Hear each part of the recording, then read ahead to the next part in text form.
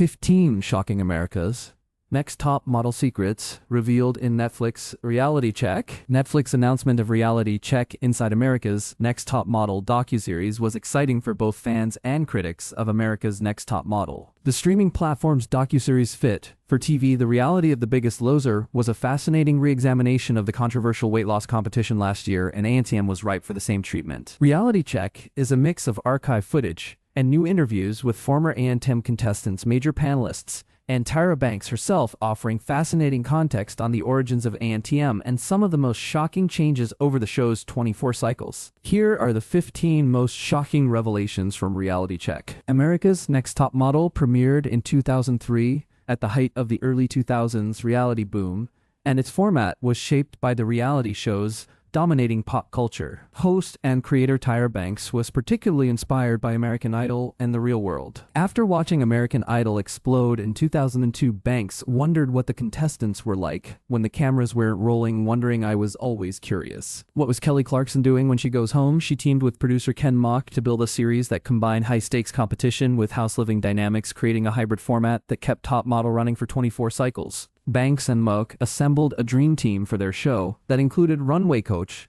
Jay Alexander, aka Miss J, and creative director Jay Manuel, Mr. J. They pitched ANTM across the major broadcast networks, including NBC, ABC, CBS, and Fox, but the show was repeatedly rejected. Executives believed that models were unsympathetic characters audiences wouldn't connect with. The final pitch went to UPN, which was struggling to stay afloat. Former network president Don Ostroff later described UPN as the last spot on the pitching train. By far an absolute dead last place. With little to lose and a desperate need for a breakout hit, the network took a chance on the show. Made on a modest budget and with limited expectations, Top Model Cycle 1 was filmed from December 2002 to February 2003. During the Cycle 1 casting process, Moak said the network's idea of diversity was limited to one person of a different color. Moak, who is Asian American, and Banks argued for a more representative cast. The final casting session included powerful Viacom president Les Moonves, who resisted adding another woman of color. According to Moak, the confrontation between Banks and Moonves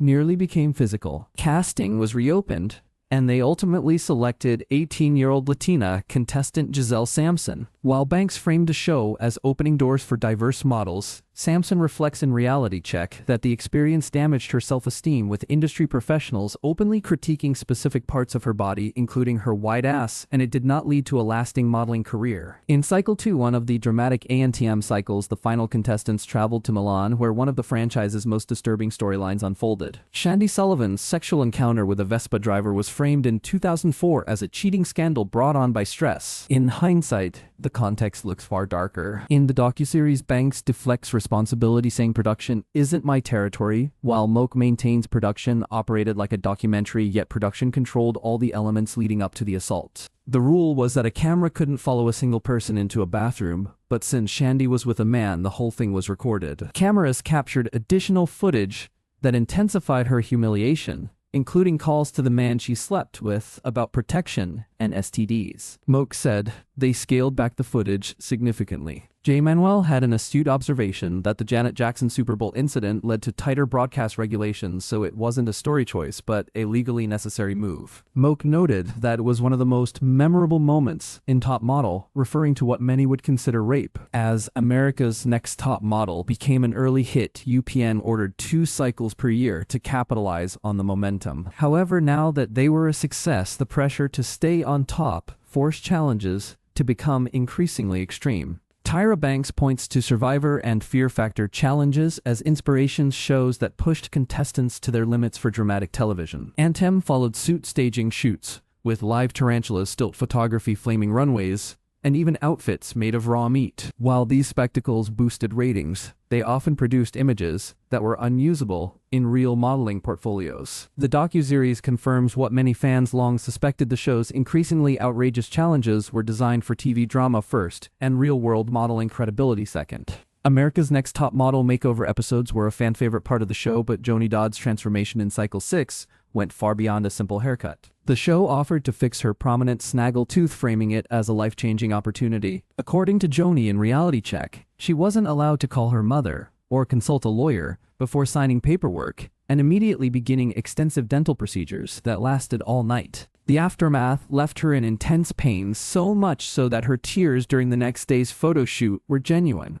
The most unsettling revelation is that the work was purely cosmetic. Joni says she still has many orthodontic problems that were never corrected, and yet she admits she felt like she won the lottery because she loved her new smile, underscoring the complicated emotional toll of the makeover narrative crafted by Tyra Banks. Cycle 8 featured one of the ANTM's most controversial photo shoots, a crime scene, in which each contestant posed as the victim of model-on-model violence. Dionne Walters, then just 20 years old, was assigned to portray a victim of gun violence. At the time, it was framed as high-fashion storytelling. In Reality Check, Dionne reflects on how disturbing the choice feels in hindsight. Production knew from her application that her mother had survived gun violence and had been paralyzed for most of Dionne's life.